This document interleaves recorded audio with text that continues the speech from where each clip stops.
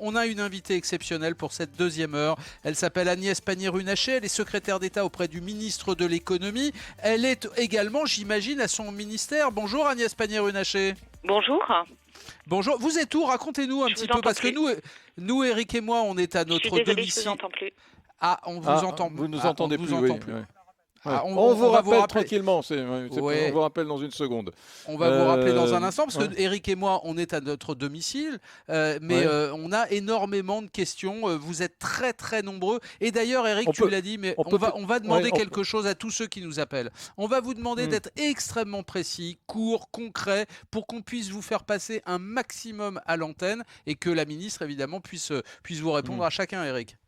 Oui, alors peut-être que déjà on va pouvoir présenter le premier ou la première qui souhaite interroger la ministre. Est-ce qu'au 32-16 on a des appels? Oui, je sais qu'il y en a déjà plusieurs dizaines. Est-ce qu'on peut... Oui, très bien. Alors écoutez, on va partir au 32-16. Je crois que c'est Xavier qui va ouvrir le bal.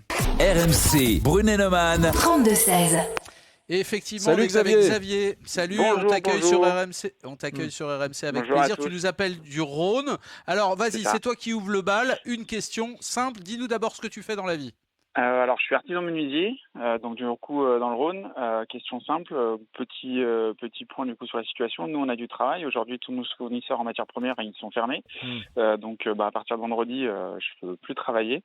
Donc, j'ai quand même des charges, des échéances de prêts, des salaires à payer. Clairement, qui va pouvoir m'aider là-dessus? Du coup, comment je vais faire pour payer mes salaires, mes charges, tout ce qui est prêt. Bref, comment je fais, à qui je dois aller voir. Aujourd'hui, la situation elle est critique pour nous. Bon, très bien. Xavier, on va retrouver Agnès Pannier-Runacher. Vous nous entendez bien? Oui, je vous entends bien maintenant. Vous avez entendu la question? J'ai entendu la fin de la question, donc je comprends que c'est un monsieur qui a des salariés et qui n'a plus de chiffre d'affaires et qui s'interroge sur comment payer ses charges et ses salaires. Alors, je ne connais pas son activité, il l'a peut-être présenté au début de son propos. Il est artisan menuisier. Menuisier. Très clair. Bon, d'abord, il n'a pas... Je veux repréciser ça parce qu'il y a une interrogation sur le sujet. Toutes les activités que nous avons fermées ont été fermées parce qu'elles recevaient du public, mais les autres activités sont bien entendu autorisées. Elles sont d'autant plus autorisées qu'une grande partie d'entre elles sont absolument nécessaires à la continuité du pays. La continuité économique, évidemment, mais également la continuité tout court. L'industrie agroalimentaire, les commerces les commerces alimentaires, mais tous les autres commerces dont on a besoin quand on vit au jour le jour, ils sont essentiels et les artisans sont également essentiels, a fortiori dans un contexte où beaucoup de Français ont transformé leur maison en base vie et peuvent pas se permettre d'avoir une fuite chez les voisins qui habitent aussi dans leur maison ou une chaudière qui ne marche plus. Sauf pardonnez-moi de vous interrompre, dans le cas précis, cet artisan menuisier nous dit, moi, je ne peux plus travailler d'ici vendredi parce que tous mes fournisseurs sont fermés, donc je suis obligé d'arrêter aussi. Alors, je rappelle qu'il a 17 salariés. Il a 17 salariés. Oui, tout à fait. Alors ça, il faut nous le signaler parce que nous avons laissé spécifiquement ouverts les commerces de fourniture de l'artisanat du bâtiment. Donc ils sont autorisés et les négociants sont autorisés. Et effectivement, moi j'appelle à la responsabilité aussi de ces commerces, c'est-à-dire leur fermeture empêche le fonctionnement d'un pan de l'économie qui sont des gens qui non seulement peuvent et souhaitent travailler, mais surtout rendre des services aux gens qui sont aujourd'hui confinés. Donc il y a quelque chose qu'il faut vraiment prendre en compte. Ce que nous disons par contre, c'est qu'il faut que chacun prenne les mesures, alors on les connaît tous, les mesures barrières, je dirais, en tant que citoyen, mais il y a des mesures particulières lorsque on fait son travail et suivant la manière dont on fait son travail pour se protéger et protéger les autres. Lorsque vous êtes en travail posté, par exemple, il faut nettoyer régulièrement son plan de travail, puisque lorsque vous évoluez, vous pouvez, c'est là, avec vos mains, que vous pouvez prendre et transmettre le virus. Vous voyez, donc c'est des choses qui sont un peu spécifiques à chaque Mais à chaque Agnès Pannier-Runacher, pardonnez-moi. Oui, pour répondre à la question, Xavier. Je voudrais qu'on aille plus vite et qu'on soit plus efficace, Agnès, parce qu'il y a énormément. Pardonnez-moi de vous appeler Agnès au passage.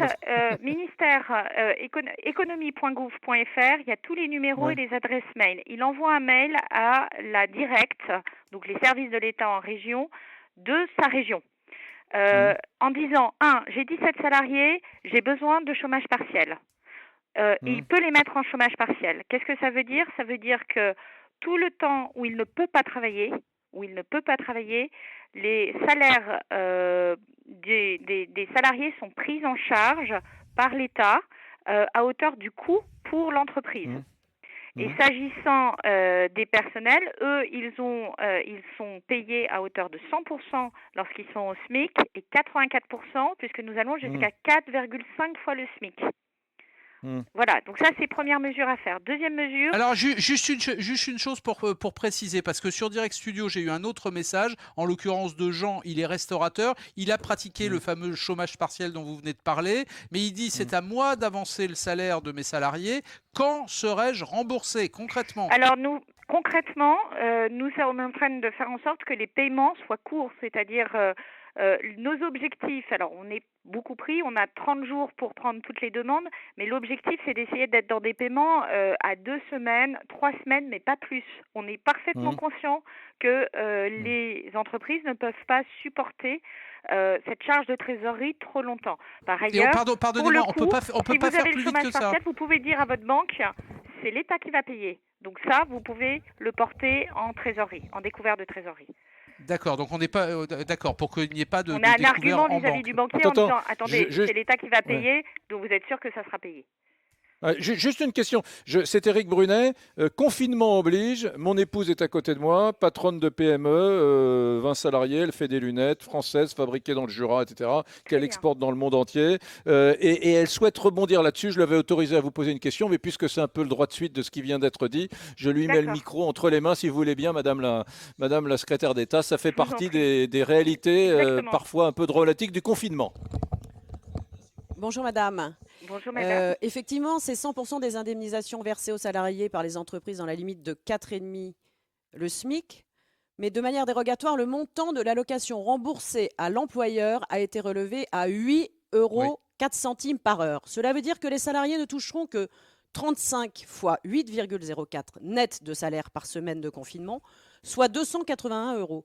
Si leur salaire leur est versé totalement par leur employeur, le différentiel sera-t-il totalement à la charge de l'employeur ? C'est ça la vraie question. La différence, qui va la payer ? Une entreprise qui n'a pas de chiffre d'affaires ? Alors justement, c'est le point que je mentionne, c'est-à-dire que ça, vous devez payer, en fait, la prise en charge des salaires. Moi, ma recommandation, c'est de payer la somme qui correspond au chômage partiel. Et après, chaque entreprise peut avoir ses accords particuliers. Vous avez des entreprises qui couvrent le delta, vous en avez d'autres qui ne le couvrent pas. Mais ce qui est clair, c'est que vous bénéficiez du chômage partiel. Pour pour vos salariés qui sont au SMIC, ils sont couverts à 100%. Et je l'ai dit à l'instant, pour vos salariés qui ne sont pas au SMIC, vous êtes couverts. Le salarié recevra 84% de son salaire. C'est-à-dire que vous ne rembourserez pas 8,04 €, mais 84% de son salaire, on est bien d'accord. 8,04 €, c'est lorsque vous êtes... À l'heure.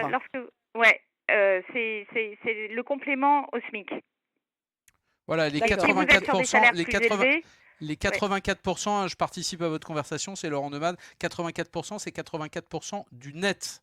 Du net, du tout salaire, à fait, puisque les charges sociales, on ne les paye, vous ne les payez pas dans des situations de chômage partiel. Nathalie, tu as vu une autre question ou on peut passer au 32-16 ? J'ai une autre question. Pourquoi la TVA n'est-elle pas reconductible alors que c'est quand même insurmontable pour une petite entreprise qui ne fait plus de chiffre d'affaires et que c'est un des impôts les plus lourds pour une entreprise ? En fait, la TVA, ce n'est pas les entreprises qui le payent. Je le rappelle, vous la collectez et vous la reversez. Et c'est la différence entre ce que vous payez en TVA pour le compte en achetant vos matières premières. Là, vous prenez une partie de la TVA et vous déduisez de la TVA que vous récoltez pendant en termes de chiffre d'affaires. Donc, ça n'est pas un impôt qui est pris sur votre richesse. On est bien d'accord. C'est pour ça que la TVA n'est pas utilisée. Quand on n'a pas de chiffre d'affaires, on ne peut pas la payer. Elle peut être utilisée en trésorerie, je l'indique. Elle peut être utilisée en trésorerie uniquement dans les cas des entreprises qui sont en difficulté et lorsqu'on met en place des échéanciers de paiement sur 20 mois. Ça, c'est quelque chose qu'on peut utiliser. Mais pour des gens qui aujourd'hui vont avoir des problèmes de trésorerie, mais sur quelques jours, la TVA n'a pas vocation à être utilisée. En revanche, on repousse les échéances sociales et fiscales de manière, c'est simple comme un coup de fil puisqu'il suffit de se signaler. Encore une fois, j'invite chacun à plutôt utiliser les mails parce que nos services sont aujourd'hui sous pression et nous ne sommes pas organisés comme des vrais centres de téléphoniques, des vrais centres d'appel, donc on n'a pas le matériel. En revanche, les mails, la date fait foi, vous pouvez plus simplement expliquer techniquement votre situation et ça vous permet de vous en prévaloir. Et ça facilite la vie des services qui les traitent. Merci pour cette réponse. Merci Nathalie. On est en famille, donc je peux me permettre de t'embrasser, même si on est à l'antenne. J'ai repris le micro. Le micro, mais elle écoute sur le smartphone la réponse de la secrétaire d'État. C'est des questions, pardon, elle a été très précise, mais c'est des questions précises qu'aujourd'hui, énormément de commerçants, d'artisans, d'indépendants se posent. Ce sont des questions, tu as raison Eric, que tout le monde se pose. On va remercier Xavier parce que là, pour le coup, on lui a bien répondu et nous, on repart au 32-16. RMC, Brunet-Neumann. 32-16. Et on est avec Cédric qui nous appelle du Lot-et-Garonne. Cédric, je crois que tu es kiné libéral et toi aussi, tu as une question extrêmement précise à poser. Oui, bonjour. Nos cabinets, on a décidé de fermer nos cabinets pour éviter d'être vecteurs de pathologie. Donc le Conseil de l'Ordre est allé dans ce sens-là pour nous influencer vers la fermeture de nos cabinets. À juste titre, je trouve ça absolument normal et c'était nécessaire. Je pense que pour des personnels qui interviennent sur le corps humain, il est difficile de vous dire que voilà. Donc c'est la même chose pour les coiffeurs, les soins esthétiques. Nous sommes plutôt d'accord avec ça, sauf à ce que ce soit une kiné qui intervienne dans des circonstances médicales particulières et qui nécessite un suivi. Alors, mes questions, parce que j'en ai deux petites, c'est quelles sont les mesures concrètes que vous avez prévues pour les professionnels libéraux de santé, parce qu'il en va de la survie de nos cabinets, faut dire ce qu'il y en est, et ce qui serait possible, parce qu'on est tous tournés vers nos assurances privées qu'on a et que l'on paye grassement, et pour savoir s'il n'y avait pas moyen de pouvoir mettre une sorte de catastrophe naturelle, entre guillemets, pour rendre cette situation qui est quand même exceptionnelle et pour pouvoir être un petit peu indemnisé, parce qu'on est vraiment sur des grosses pertes de chiffre d'affaires et qui vont vraiment nuire à la survie de nos cabinets. Les emprunts ne vont pas suivre. Agnès Pannier-Runacher, on a entendu la question, les deux questions. D'abord, la première question qui, je crois, concerne les URSSAF, en l'occurrence pour les professions libérales. Alors, toutes les entreprises, quelles qu'elles soient, quel que soit leur statut, quelle que soit leur taille, peuvent repousser leurs échéances sociales et fiscales. Ça, c'est de droit commun.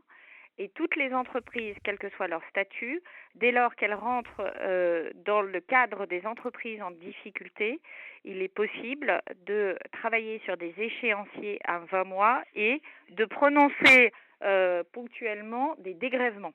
Ça, c'est le droit commun de tout le monde. Ensuite, vous avez donc des situations qui dépendent du statut individuel. Dans le cas présent, vous posez la question des assurances. C'est un sujet qu'on est en train d'examiner puisque l'état de catastrophe sanitaire n'existe pas juridiquement. C'est vrai que c'est la première fois qu'on est confronté à ça. L'état de catastrophe naturelle, il est organisé. Il y a un fonds de soutien avec des gens qui cotisent chaque année et qui permet, lorsque vous avez des inondations dans tel village, d'intervenir et de payer les personnes, les victimes. Là, ce n'est pas le cas, donc nous devons travailler autrement. Nous sommes en train de travailler avec les assurances pour voir comment elles pourraient faire leur part de l'effort, vous l'avez compris. L'enjeu, c'est que chacun prenne sa part de l'effort dans les circonstances totalement inédites dans lesquelles nous sommes. Donc l'État fait sa part, les professionnels font leur part, ceux qui vont travailler en maintenant la continuité de l'État, ceux qui sont responsables et qui respectent les gestes barrières, chacun fait sa part. Et donc, nous souhaitons que les assureurs fassent aussi leur part. Mais aujourd'hui, je ne peux pas vous répondre de manière nette sur le process et les indemnités dont vous pourriez vous prévaloir. Si vous me permettez, Agnès Pannier-Runacher, pour compléter la réponse que vous venez de faire à Cédric à propos des URSSAF, je voudrais lui dire, Cédric, parce que je le laisse sous les yeux, que tu peux te connecter sur ursaf.fr et adresser un message dans la rubrique « Une formalité déclarative » et que dans cette rubrique, il y a un onglet très précis qui s'appelle « Déclarer une situation exceptionnelle ». Et là, tu peux régler ton problème très vite. C'est plus rapide que d'appeler au téléphone. Hein. D'ailleurs, Madame la secrétaire d'État, c'est Éric Brunet et Laurent Neumann. Je vous rappelle qu'hier, on a eu, alors c'est tout à fait inhabituel dans cette émission, on a eu des indépendants qui nous ont appelés, quand je dis des indépendants, je crois qu'il s'agissait d'un commerçant, qui nous a dit ça marche, ça fonctionne. J'ai même eu au téléphone des gens qui travaillent à l'URSSAF, j'ai eu des oreilles attentives et j'ai eu des gens efficaces. C'est tellement rare dans ces métiers-là où parfois les indépendants protestent toujours contre l'administration et la bureaucratie que je l'ai noté et c'est arrivé plusieurs fois hier, donc je tenais à le rappeler. Voilà, je ferme la parenthèse. Je passerai le message aux équipes parce que je pense qu'elles y seront très sensibles. Madame la secrétaire d'État, une question qui m'est parvenue sur Direct Studio. Elle s'appelle Sophie. Elle est médecin hospitalier, donc elle travaille tous les jours. Elle est sur le pont, évidemment. Son mari travaille aussi. Et je vous lis sa question. Puis-je continuer à employer une femme de ménage à mon domicile et sous quelles conditions? Est-ce que je dois faire une attestation employeur, demande-t-elle? Alors, oui, vous pouvez continuer à employer une femme de ménage à domicile. En revanche, une des questions effectivement à se poser, c'est est-ce que vous ne préférez pas la mettre dans une situation équivalente au chômage partiel, puisque nous avons travaillé pour les personnels à domicile sur un dispositif qui s'apparente à du chômage partiel. D'abord parce que, bon, pour certains, la garde d'enfants à domicile, quand les parents reviennent, forcément, c'est un peu superfétatoire. Et puis, dans d'autres situations, on peut se dire, je ne souhaite pas que ma femme de ménage, pour telle ou telle raison, vienne parce que je peux la contaminer, elle peut contaminer. Enfin, ça, c'est un choix qui est un peu aussi individuel. Mais elle peut continuer à travailler d'une part, et d'autre part, si pour une raison ou une autre, au contraire, vous voulez qu'elle reste votre employée, mais vous n'avez pas de travail à lui donner, vous pouvez lui faire bénéficier du dispositif, l'équivalent du chômage partiel pour les personnels à la maison. Tous les détails sont sur le site de la direction de la santé. Mesdames, Messieurs, vous prenez l'émission sur RMC Brunet-Neumann en cours. Sachez que nous sommes en ligne avec Agnès Pannier-Runacher. Elle n'est pas dans notre studio parce que désormais on est passé en radio de guerre, pardon. La secrétaire d'État auprès du ministre de l'économie Bruno Le Maire est notre invitée exceptionnelle. Elle s'occupe beaucoup des TPE, des PME, des indépendants, des commerçants, des artisans, des personnes qui, sur le plan économique et professionnel, sont considérablement fragilisées par la passe difficile que la France traverse en ce moment. Vous nous appelez au 32-16. Dans un instant, dans une toute petite minute, on la retrouve. Les questions continuent. Vous la posez, elle y répond. C'est simple comme tout. À tout de suite. RMC, midi 14h. Brunet-Neumann et vous au 32-16.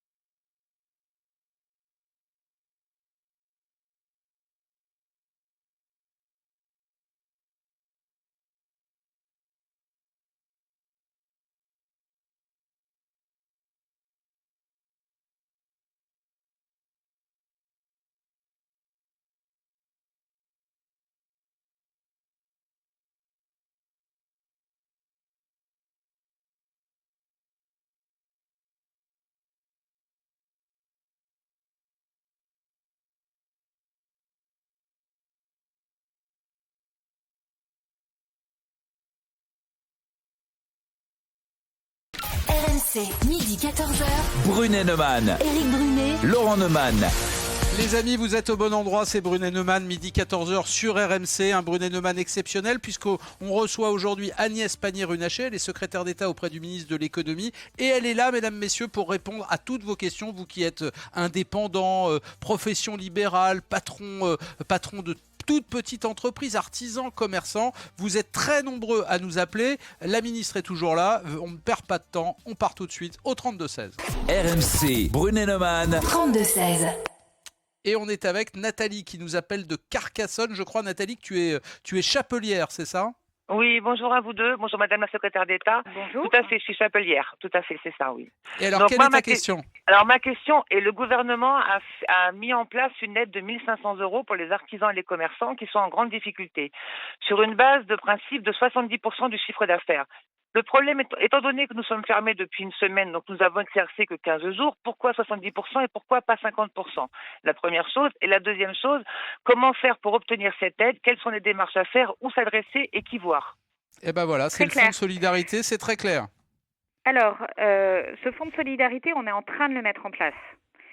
Ça, c'est le point important. C'est un projet de loi. On décide pas des choses comme ça dans le dos des députés et des sénateurs, qui est présenté tout à l'heure en Conseil des ministres, dans 1h30 à peu près, qui passera ensuite devant les deux assemblées dans les jours qui viennent.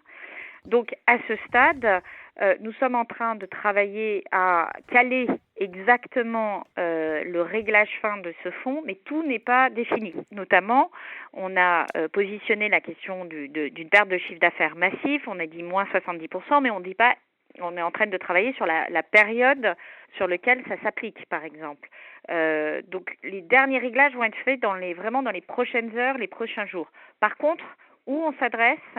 Aujourd'hui, on recommande, le fonds n'est pas encore lancé, mais en revanche, ce sera les services fiscaux qui vont se charger de verser ce fonds parce que ce sont eux qui ont les contacts les plus nombreux avec les entreprises, qui ont les RIB et les références de toutes les entreprises.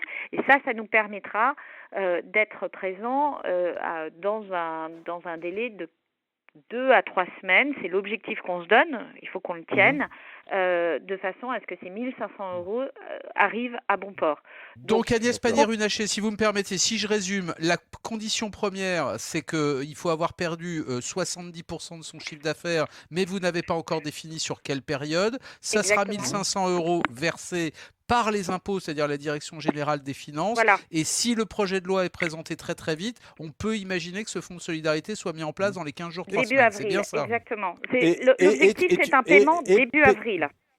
Début avril. Et on s'adresse à dépôt des dossiers. D'accord. Le paiement début avril, entendu. Donc c'est assez rapide. Et on est d'accord que ça s'adresse à des PME qui ont un chiffre d'affaires TPE de moins d'1 million d'euros. 1 million de moins d'1 million d'euros. Parfait. Très bien. Voilà, C'est TPE, clair. moins de 10 salariés, moins d'1 million d'euros de chiffre d'affaires, 1 500 € en première analyse et la possibilité d'aller plus loin dans des cas particuliers et justifiés. Et là, l'instruction prendra un peu plus de temps puisque ça ne sera pas de l'automaticité. C'est très clair. Bien. Nathalie, tu es toujours avec nous à Carcassonne. Oui. Je crois que tu as une autre question qui concerne l'après-crise, quand on sera sorti de cette séquence. Tout à fait. Je prends mon exemple. Moi, quand je vais réouvrir ma boutique, je vais avoir toute ma marchandise qui va arriver. L'économie va pas repartir tout de suite. Donc, pour essayer de m'en sortir, pour essayer de sauver sortir la tête de l'eau, je vais mettre toute ma boutique à moins 50%. Je ne vais pas avoir, de toute façon, je vais pas avoir le choix. Si je veux m'en sortir, je n'aurai pas le choix. Il faudra quand même que je paye mes fournisseurs et mes charges qui vont suivre derrière. La question que je me pose, c'est est-ce que le gouvernement va laisser libre choix à chacun de faire ce qu'il veut dans son magasin en ce qui concerne l'encadrement des soldes? Parce que vous comprenez bien que si on a nos marchandises qui arrivent, que l'économie met 1 ou 2 mois à repartir, comment on fait, qu'est-ce qu'on fait, quoi? Donc moi, pour ma part, je parle que pour moi, dès que la réouverture va se faire de ma boutique, je vais mettre mes nouvelles collections, mes anciennes collections à moins 50% pour essayer de nous refaire un peu de trésorerie. Mais est-ce que le gouvernement ne va pas nous dire, vous n'avez pas le droit, non, les soldes sont encadrés. Ça va pas être possible. Voilà, la question est claire. Est-ce qu'il y aura liberté des prix? Est-ce qu'on pourra faire des soldes pour relancer la clientèle? D'abord, les soldes, aujourd'hui, elles sont programmées à partir du 27 juin. Donc, la première question, c'est est-ce qu'on devra ou pas ajuster la période de solde? C'est une question qu'ont déjà posée notamment les fédérations de l'habillement parce que, en fait, ça dépend de quand est-ce que ça redémarre. Et quand je dis quand est-ce que ça redémarre, c'est pas quand est-ce que nous sommes à pleine vitesse, mais quand est-ce qu'on peut commencer quand est-ce que l'on peut commencer à revivre normalement, c'est-à-dire les commerces sont ouverts, on circule normalement, etc. Donc nous, on va s'adapter. On a la possibilité par décret ou arrêté de bouger les règles du jeu sur les soldes. On va s'adapter par rapport au point qu'on fera avec les fédérations, les différentes fédérations. Je pense notamment à celle de l'habillement pour savoir ce qui est le plus adapté. Certains nous disent il va falloir faire des soldes un peu plus longues parce qu'en fait, on a énormément de stock. En fait, la saison printemps-été, elle va être réduite à sa plus simple expression. D'autres nous disent il faut repousser un peu la période des soldes. Ce à quoi on répond, attendez de savoir quand est-ce qu'on redémarre parce que ça sera peut-être pas nécessaire. Au contraire, ça pourra tomber tout à fait bien. Donc en tout cas, notre objectif, c'est avec les fédérations de définir ce qui est le mieux adapté au moment où on le fait. Plus long, on est tous conscients qu'il va falloir sortir du stock et que printemps-été, là on n'aura pas eu le temps de faire nos courses classiquement et qu'il faut faire redémarrer les entreprises. Je vais également signaler une chose. BPI France met à disposition des financements pour le redémarrage. Parce que vous avez aujourd'hui un problème de trésorerie. Il n'y a pas les chiffres d'affaires, mais il y a les charges. Mais vous allez avoir demain, au moment où on réouvre un magasin, vous allez avoir du stock, vous allez devoir réinitier votre magasin. C'est vrai aussi dans l'industrie, ça va vous coûter plus cher. C'est comme l'essence qu'on met dans la voiture. Et donc, ça aussi, on va mettre en place des financements spécifiques, des prêts spécifiques pour faire redémarrer la machine. Y compris, pardonnez-moi, pour les commerçants et les artisans, parce que ce sont des toutes petites entreprises, en l'occurrence. Ça marchera aussi pour elles. Je vais vous citer un exemple. Vous avez le prêt TPE qui est déjà prêt côté Grand Est pour redémarrer. D'accord. Bien. Plein d'autres questions. Je crois que nous allons maintenant au Sable d'Olonne, en Vendée, retrouver Michael. RMC, Brunet-Neumann. 32-16. Qui est Michael? Bonjour Michael. Bonjour. Bonjour, tu es... Que fais-tu? Que fais-tu? Moi, j'ai une petite entreprise de menuiserie-serrerie. Et aujourd'hui, j'ai 2 salariés que j'ai fermé la société. J'ai fermé la société et c'est pas très clair, si vous voulez, parce que sur la Fédération française du bâtiment, on nous dit qu'on rentre pas forcément dans les cases et que mes salariés ne toucheraient pas forcément le chômage partiel. Donc c'est un peu, en fait, c'est très ambigu. Apparemment, le bâtiment ne rentre pas dans la case du chômage partiel parce qu'on serait censé aller travailler, sauf que nous, on va chez des gens. Donc, je mets en péril la santé de mes salariés. On véhicule le virus, etc., etc. Donc, en fait, c'est pas très clair. On est en discussion avec les fédérations du bâtiment parce qu'effectivement, ils nous ont beaucoup surpris hier en expliquant qu'il fallait fermer les chantiers. Moi, je m'interroge. Est-ce qu'on va fermer les chantiers, par exemple, de travaux de maintenance dans les centrales nucléaires et on arrête d'éclairer le pays? Est-ce qu'on arrête les chantiers ou est-ce qu'on arrête les interventions chez les particuliers qui font face à un problème, une fuite, un équipement qui ne fonctionne pas alors qu'ils sont confinés pendant plusieurs jours avec l'ensemble de la famille? Je vais aller jusqu'au bout. Je vous interromps parce que tous ceux qui arrêtent de travailler, c'est parce que notamment ils n'ont pas de masque pour se protéger. C'est une question qui est revenue tous les jours dans notre émission. Les masques ne protègent pas. La maladie, elle s'attrape par les mains à 80%. Vous n'avez pas de masque aux mains. Les masques, c'est pour protéger votre environnement. Il y a une confusion que j'entends et pourtant Dieu sait que Olivier Véran est très clair sur le sujet. Vous avez 2 situations, les masques. Les masques qui sont dans les hôpitaux, ce sont des masques lorsque vous êtes au contact des patients qui ont une qualité particulière et que vous leur parlez à 20 cm. Et effectivement, dans ces cas-là, on peut comprendre qu'il y a des masques. En revanche, des masques, lorsque vous êtes dans une classique qui s'appelle des masques anti-projection, ce sont des masques pour protéger les autres. C'est pas des masques pour vous protéger. Ce que nous disons, et j'ai demandé aux fédérations de travailler sur ça, c'est de prévoir justement de donner des consignes très claires sur la manière dont les salariés doivent se protéger suivant leur situation de travail. Je vous indiquais tout à l'heure nettoyer. Agnès Pannier-Runacher, excusez-moi, Éric Brunet, pour revenir à la question justement de cette entreprise de serrurerie, 2 salariés et le patron au Sable d'Olonne en Vendée, en gros, il dit, la Fédération française du bâtiment me dit de continuer, mais moi, j'ai pas envie de continuer parce que mes employés vont chez les gens, etc., et éventuellement les contaminer ou être contaminés. Et surtout, les dispositifs de chômage partiel ne s'appliquent pas puisque aujourd'hui rien n'est prévu pour la FFB et vous répondez que vous êtes en gros en discussion avec le monde du bâtiment. Non, alors je vais répondre très clairement. C'est-à-dire, 1, il n'y a aucune interdiction de travailler, contrairement à ce qu'on entend. 2, dans le bâtiment. Dans le bâtiment, il n'y a pas d'interdiction de travailler. 2, il faut prendre les gestes de protection si on travaille. 3, si on est en chômage partiel. Ce qui peut arriver, nous on entend des gens qui disent « mes clients annulent les chantiers parce qu'ils ont peur que je vienne chez eux ». On l'entend très bien. Dans ces cas-là, vous êtes une société comme les autres. Vous bénéficiez du chômage partiel, évidemment. Donc il faut prendre le contact avec la directe locale. Encore une fois, l'adresse mail est sur le site du ministère de l'économie et des finances et vous leur dites, voilà ma situation, j'ai besoin de chômage partiel, j'ai besoin de repousser mes échéances sociales et fiscales, aidez-moi. D'accord, c'est clair. C'est clair. Merci Agnès Pannier-Runacher. J'espère qu'on a répondu à la question de Michael des Sables d'Olonne. Les amis, vous restez avec nous. Brunet Neumann sur RMC, évidemment. Vous l'avez compris, aujourd'hui, on a décidé d'être concret, de répondre à toutes vos questions, à vous qui êtes artisans, commerçants, indépendants, profession libérale. Bref, on est là. La ministre reste avec nous. Vous continuez à nous appeler au 3216 et à nous faire parvenir tous vos messages. Et Brunet Neumann, RMC, on revient dans un instant. À tout de suite. RMC, midi 14h. Brunet Neumann. Tout RMC en podcast. Sur l'appli RMC. Information coronavirus. Pour vous protéger et protéger les autres du coronavirus, adoptez ces gestes simples. Lavez-vous très régulièrement les mains ou utilisez une solution hydroalcoolique. Toussez ou éternuez dans votre coude ou dans un mouchoir. Utilisez des mouchoirs à usage unique, puis jetez-les. Saluez sans serrer la main et évitez les embrassades. Plus d'informations au 0800 130 000, appel gratuit, ou sur gouvernement.fr. Ceci est un message du ministère chargé de la Santé et de Santé publique France. Le dernier bulletin météo d'RMC sur l'appli RMC. Du 15 au 17 mai, c'est le Grand Prix de France Moto au Mans avec RMC. Fabio Quartararo et Johan Zarco face aux meilleurs pilotes du monde, tels que Marc Marquez et Valentino Rossi. Un week-end de sport et de spectacle avec de nombreuses animations. Infos et billetterie sur gpfrancemoto.com et points de vente habituels. Le Grand Prix de France Moto du 15 au 17 mai avec RMC. Vous écoutez RMC. RMC au 7 32 16.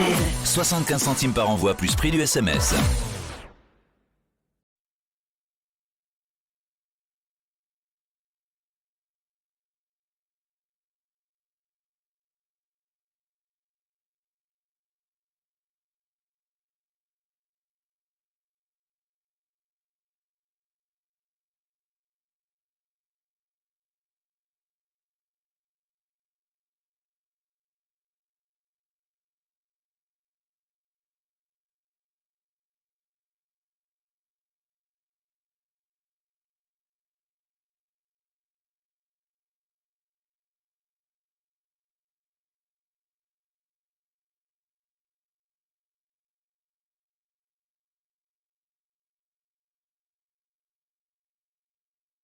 RMC, midi 14h.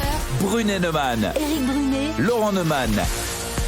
Et voilà, nous sommes en direct au téléphone avec Agnès Pannier-Runacher. Elle est secrétaire d'État auprès du ministre de l'Économie. Elle s'occupe en particulier des indépendants, des commerçants, des artisans. Vous êtes très nombreux à lui poser des questions précises. C'est notre façon à nous, RMC, d'être au contact avec vous et de vous permettre de poser des questions concrètes, qui sont des questions que des milliers d'indépendants, commerçants, artisans se posent comme vous. Voilà, et elle répond. Je ne sais pas si les réponses vous satisfont, mesdames, messieurs, ça c'est un autre sujet. Mais en tout cas, elle est là, elle répond, notre ministre, et c'est formidable. Alors tout de suite, on va dans le département de l'Isère, du côté de Montalier.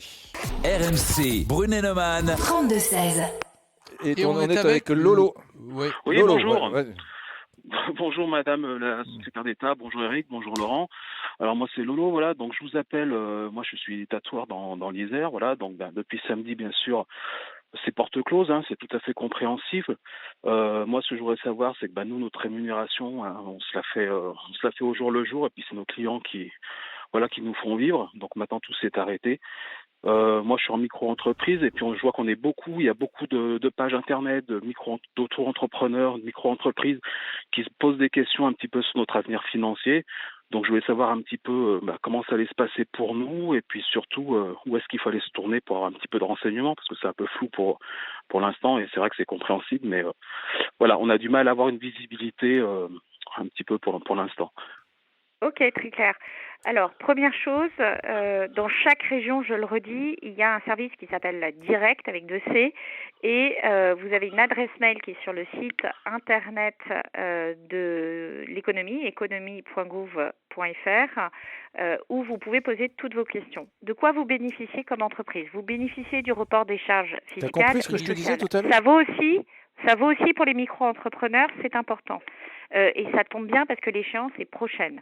La deuxième chose, c'est que vous avez tout ce qui est soutien garantie bancaire et également alors là vous êtes auto-entrepreneur donc vous n'avez pas de salarié, donc je ne vais pas parler du chômage partiel, mais vous pouvez faire valoir si vous avez des charges ou si vous avez des difficultés avec un client, avec une entreprise, vous pouvez utiliser la médiation ou votre banque, vous pouvez utiliser la médiation du crédit. Donc ça, c'est si votre banque n'est pas d'accord avec vos découverts, veut que vous remboursiez tout de suite vos échéances de prêt, vous pouvez faire valoir ça pour qu'elle repousse ces échéances de prêt.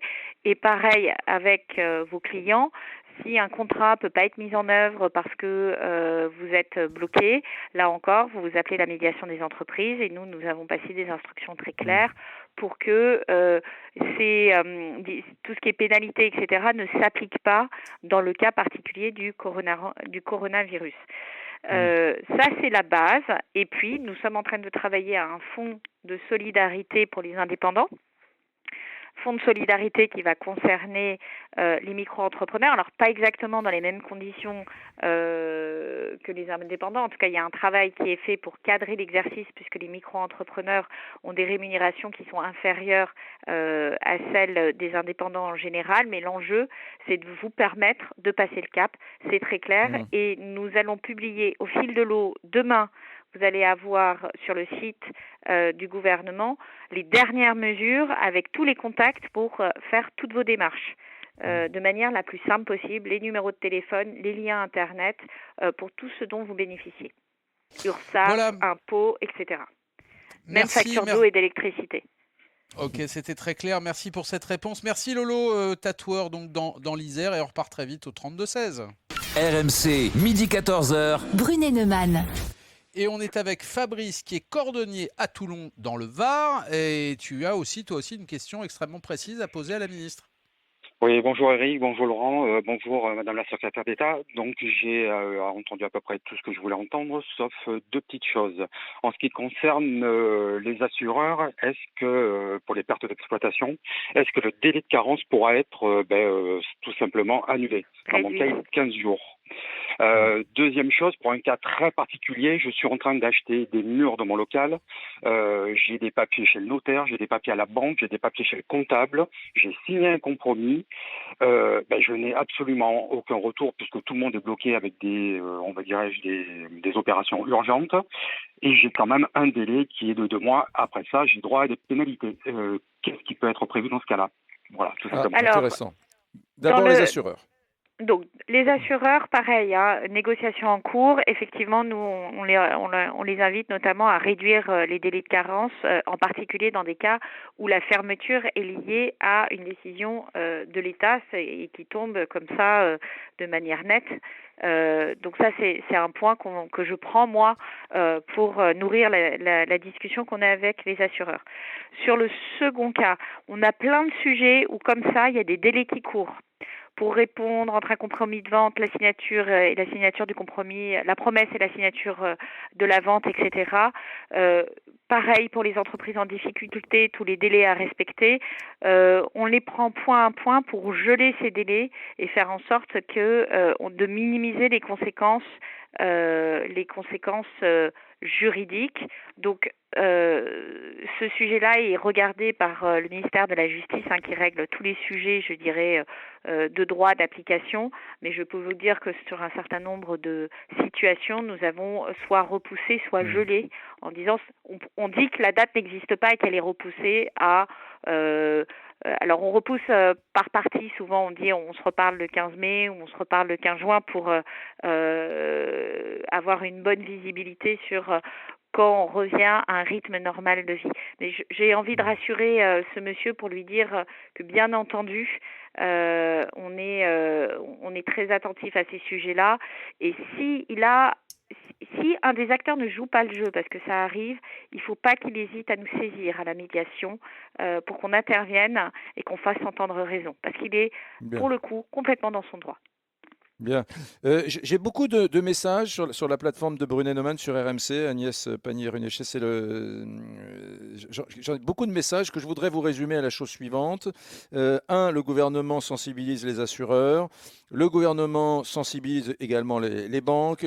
La BPI, ça va de soi. Mais mon propriétaire, mon bailleur, eux ont le même niveau d'exigence malgré la crise. Ce sont souvent des petits bailleurs qui ont un commerce, deux commerces et qui les louent à des artisans, des commerçants. Eux ne sont pas vraiment sensibilisés. Ils subissent la crise eux aussi. Donc, est-ce qu'il y a auprès de la FNAIM, auprès, je sais pas, des acteurs de l'immobilier, des actions qui sont menées? On a commencé par les gros, parce qu'ils donnent un peu le signal, les centres...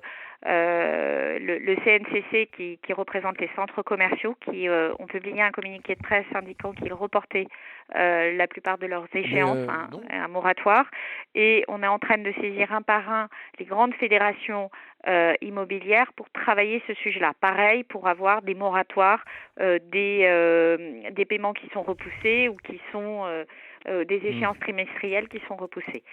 Après, vous allez avoir des situations qui vont être très individuelles. Ça peut être aussi votre voisin qui vous loue son local, donc c'est une personne physique ou en tout cas qui a peut-être sa petite société, mais c'est pas ni une grande société d'assurance, ni une grande société immobilière, ni un grand leader des centres commerciaux.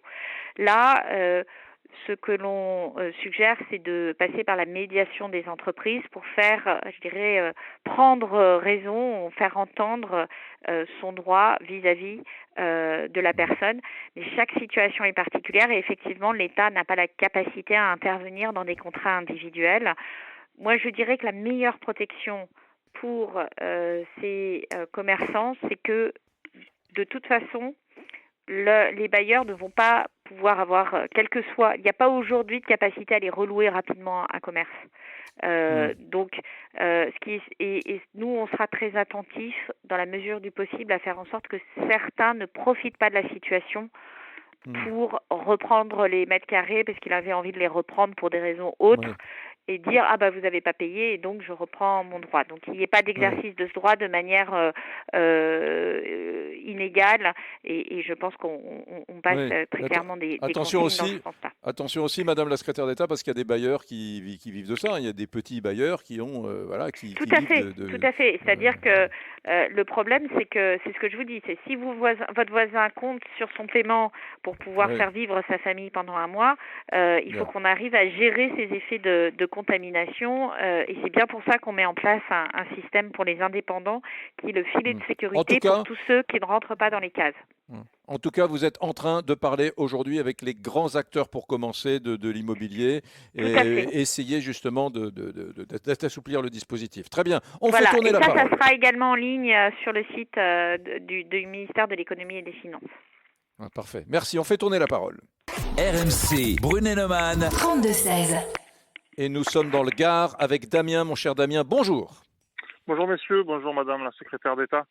Moi je suis co-gérant d'un petit restaurant sur Nîmes, on a ouvert il y a 7 mois de ça, 100 salariés, donc on est juste mon associé et moi. Et la difficulté c'est que les traites tombent tous les mois quand même et que on a eu la chance quand même et la présence d'esprit de prendre une assurance perte d'exploitation. Et ma question est la suivante, est-ce que ces assurances-là ont reçu des consignes pour accélérer le déblocage des indemnités ? Et la deuxième question, c'était est-ce que les banques ont reçu aussi ou tout intérêt à créer des lignes de trésorerie exceptionnelles ? Oui, alors la réponse est oui dans les deux cas et les banques ont très clairement pris position publiquement en disant qu'elles étaient d'accord pour faire des moratoires aux entreprises qui n'étaient pas en situation de payer leurs échéances d'intérêt et de paiement de prêts du fait de leur perte, leur fermeture ou leur perte de chiffre d'affaires. Donc c'est une position de place dont vous pouvez vous prévaloir devant votre banquier et s'il n'est pas très réceptif à vos arguments, vous appelez la médiation du crédit. Merci beaucoup. Alors j'espère que ça répond à la question de Damien. Une question d'un autre restaurateur qui vient de m'arriver. Il s'appelle Stan. Il tient une pizzeria et il demande tout simplement j'ai fermé mon restaurant, c'est ce qu'on m'a demandé de faire. Est-ce que je peux continuer à faire mes pizzas pour les faire livrer ? Tout à fait. On peut continuer, c'est même, je dirais, un service utile pour tous ces gens, pour tous les Français qui sont confinés et qui vont peut-être pas avoir la capacité à faire la cuisine tout le temps pour toute la famille, à tous les repas. Donc, nous avons mis en place, là aussi, c'est sur le site Internet du ministère, un protocole de livraison qui explique comment faire pour livrer en vous protégeant et en protégeant les gens que vous livrez, c'est-à-dire en minimisant les contacts, mais surtout, c'est formidable, continuez à faire tourner les cuisines. D'abord, c'est bon pour votre activité et puis, vous rendez un grand service à tout le monde. Et ben voilà, la réponse pour Stan qui est Pizzaiolo. Je ne sais pas où d'ailleurs parce qu'il ne l'a pas indiqué. Allez, nous on retourne au 32-16. RMC, midi 14h. Brunet Neumann. Et on accueille Philippe en Gironde. Salut Philippe, quelle est ta question ? Bienvenue sur RMC. Oui, bonjour, vous m'entendez ? Très bien. Très bien. Très bien. Oui, bonjour Madame la Secrétaire d'État, bonjour Eric, bonjour Laurent. Donc je suis maître d'œuvre sur la commune de Libourne en Gironde. L'activité donc a été créée en 2005 et comme chaque artisan, nous sommes passionnés par notre travail et l'entreprise c'est notre bébé. Donc aujourd'hui, elle est en danger et on fait tout pour la sauver. Et je me rends compte malgré tout que l'État, les banques jouent le jeu, si on peut parler comme ça, parce que c'est pas un jeu. Personne ne rigole en ce moment. J'avais 5 idées à proposer. Alors il y en a qui ont été soulevés et qui sont même traités. J'avais pensé donc à cette prime exceptionnelle de perte d'activité. Donc si j'ai bien compris, c'est le fonds de solidarité qui va verser 1 500 € début avril. Est-ce que ça sera renouvelable ou pas ?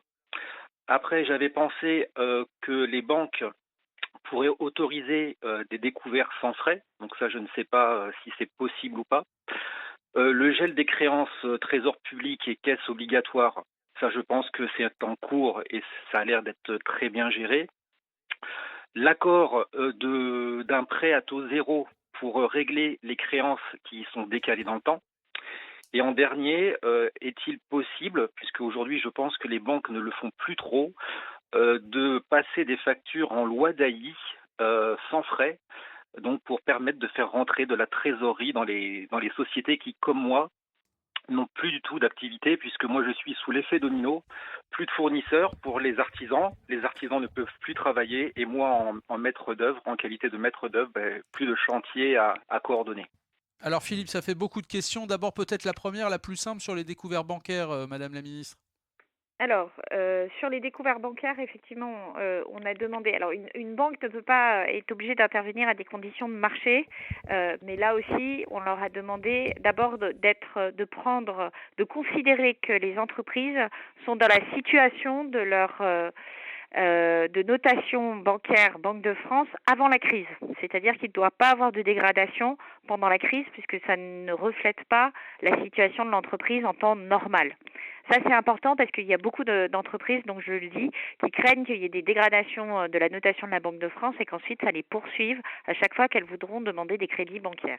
La deuxième chose, c'est qu'effectivement, sur les demandes de crédit bancaire, on demande à ce qu'il y ait des, alors peut-être pas sans frais, mais qu'on minimise les frais de toutes les lignes de trésorerie qui sont tirées. Et puis, vous avez la possibilité d'appeler BPI pour avoir une garantie qui, elle, pour les PME, est à un coût complètement forfaitaire et minimal. Sur les gels de créances et caisses obligatoires, donc tout ce qui côté État a été fait et chaque caisse est en train de prendre la décision. Vous savez qu'il y a beaucoup de caisses d'indépendants, complémentaires, etc. Mais moi, je n'ai pas vu pour le moment de caisses qui n'envisageaient pas de faire le même exercice pour leurs membres, parce que ça paraît très naturel, donc il faut le temps que ça se mette en place, mais c'est bien pris en compte.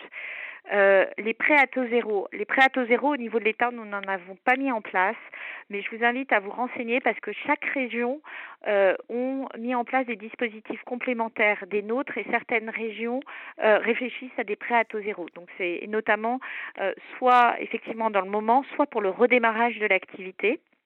L'affacturage, c'est une très bonne idée. Théoriquement, rien ne s'y oppose. Je ne saurais pas vous répondre sur est-ce que aujourd'hui il y a le marché est complètement bloqué ou est-ce qu'on peut toujours en bénéficier. Il me semble que le marché n'est pas bloqué. Et puis la prime exceptionnelle de perte d'activité, donc les 1 500 €, peut être un point. Aujourd'hui, cette prime d'activité, elle va notamment permettre à toutes les entreprises qui sont dans le secteur du tourisme, de l'événementiel, c'est-à-dire qui sont en fait touchées depuis le 20 février, de retrouver un petit peu d'existence. Et là, notre intention, c'est que si la crise se prolonge, de prolonger ce dispositif et donc probablement de l'élargir. C'est pour ça que les gens qui sont inquiets sur leur perte de chiffre d'affaires de 70% par rapport à la période d'observation, il faut se dire que vous avez des entreprises qui sont à zéro depuis 1 mois et demi, quasiment. Mais si ça continue, on prendra aussi les autres derrière. Donc, je crois que le président de la République a été très clair sur ce sujet-là. On ne laissera pas les indépendants sur le bord du chemin. Il faut qu'on ait un filet de sécurité. Vous avez parlé de la reconduction des 1 500 €. C'est Éric Brunet qui a été évoqué à l'instant par C'était le dernier point que je mentionnais. C'était le dernier point. Donc c'est ce que vous disiez, c'est-à-dire que c'est quelque chose qui est à l'étude, quoi. On fait un premier plan pour la période qui vient de s'écouler et qui va beaucoup concerner les voyagistes, les touristes, les hôtels, les boîtes d'événementiel, les boîtes de culture, les associations sportives, etc., qui se sont fait bloquer. Rappelez, pas le droit de se réunir au-delà de 100, etc. Et nous prolongerons ce dispositif en tant que de besoin. Si nécessaire. Très bien. D'autres questions au 32-16, mesdames, messieurs, pour la secrétaire d'État Agnès Pannier-Runacher. On vous retrouve dans une petite minute. RMC, midi 14h. Brunet Neumann et vous au 32-16.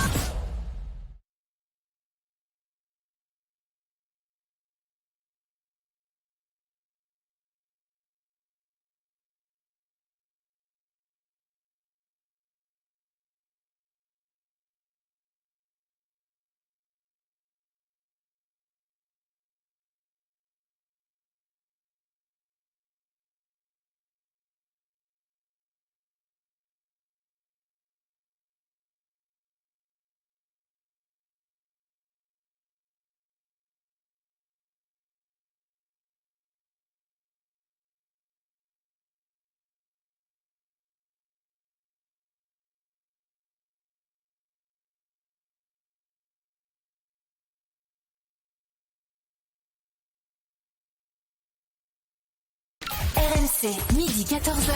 Brunet Neumann. Éric Brunet. Laurent Neumann. Vos questions, mesdames, messieurs, sur RMC pour la secrétaire d'État auprès du ministre de l'Économie, Agnès Pannier-Runacher. On va du côté de Tours. RMC, Brunet Neumann. 32-16. Et c'est Julien qui est, je crois, fleuriste, qui a fait le 32-16. Bonjour, mon cher Julien. Bonjour Eric, bonjour Laurent, bonjour Madame la secrétaire d'État. Effectivement, je suis artisan fleuriste à Tours. On nous a demandé de fermer nos boutiques samedi soir à minuit et on en prend effectivement la mesure. Ceci dit, on a un stock puisque nos boutiques étaient pleines. Donc la première question, c'est est-ce qu'on va être indemnisé sur ce stock qui est périssable, donc on a dû soit donner, soit jeter. Et ma deuxième question, elle est un peu plus personnelle. On a bien pris en compte l'effort des banques pour les emprunts au niveau des sociétés. Moi, dans ma situation, je suis célibataire. J'ai contracté il y a quelques années un emprunt pour mon appartement et aujourd'hui, ma banque ne veut rien savoir concernant le côté emprunt privé. Voilà. Eh oui. Le stock d'abord, Madame la secrétaire d'État. Alors sur le stock, malheureusement, il n'y a pas de dispositif aujourd'hui pour couvrir et rembourser les marchandises périssables. Vous savez, et on l'a maintenu, la livraison à domicile reste possible, c'est-à-dire que tous les commerçants peuvent fonctionner en fermant la dimension accueil du public, mais peuvent se servir de leur boutique comme stock et livrer à domicile en respectant le protocole que je mentionnais tout à l'heure. Je comprends que c'est pour certains, enfin c'est très clairement pour les fleuristes, parce que ce sont les plus concernés, comme les commerces, les autres marchandises périssables, c'est l'alimentation, ils restent ouverts. C'est délicat. Je pense que dans leurs assurances, il y a peut-être des clauses à utiliser. La deuxième chose. Oui, ça c'est très important, on reçoit beaucoup de messages. C'est le prêt personnel. Là, j'inviterais à appeler la médiation du crédit parce qu'il faut voir comment s'articule sa situation personnelle et sa situation professionnelle, quels sont son statut.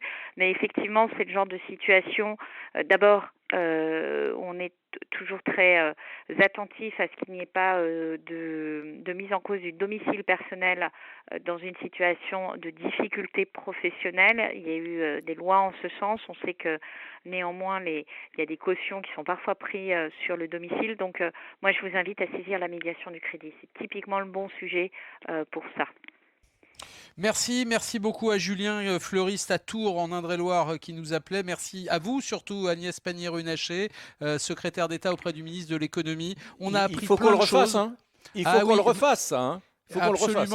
Absolument, quand notamment tout ce que vous avez annoncé, Madame la Ministre, sera mis en place, faudra sans doute refaire une tournée pour répondre à toutes les questions qui se posent. Elles sont nombreuses. En tout cas, les amis, merci à vous d'avoir été aussi nombreux au 32-16 et sur Direct Studio. Et puis, donc merci. Vous vous engagez à revenir vers nous ?